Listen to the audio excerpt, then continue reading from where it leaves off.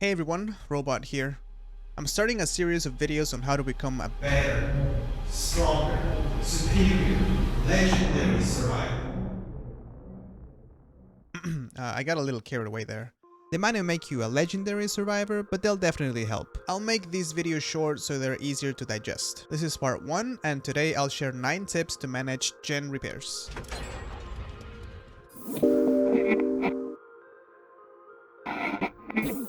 Believe it or not, there's a smart way to repair gens. And here are a few tips. Number 1. When you first spawn with the trial, if you spawn with a teammate, don't stay together and work on the same gen. Instead, work on different gens early on.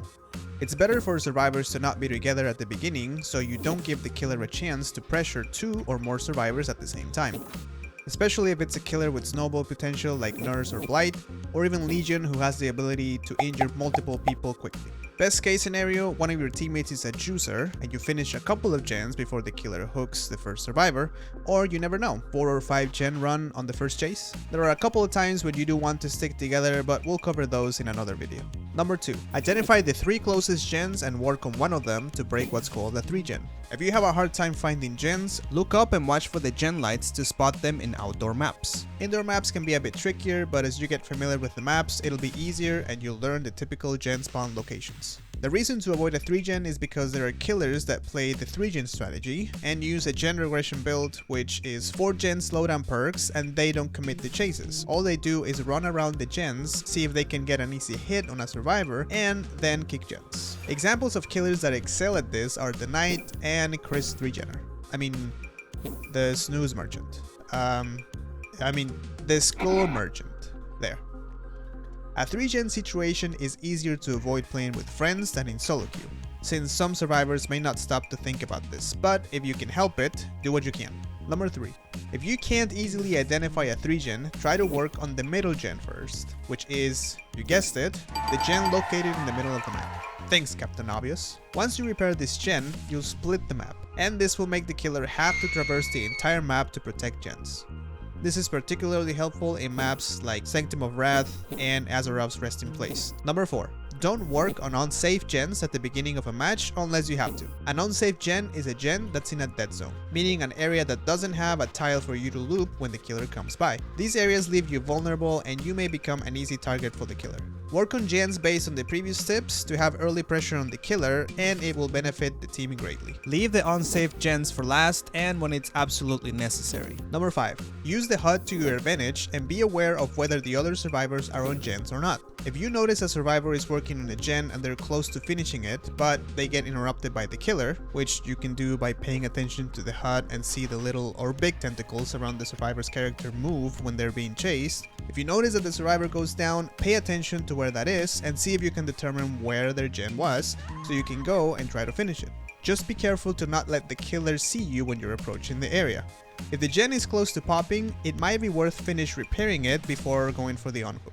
Number 6. When possible, stop gen regression before unhooking by quickly touching a gen prior to the unhook action. This can save you a few seconds of regression time, which may make a difference later on. Number 7. Be smart about committing to gens. By this, I mean finishing the gen in the killer's face because you're just too close to getting it to 100%. There's a lot of potential scenarios when this happens.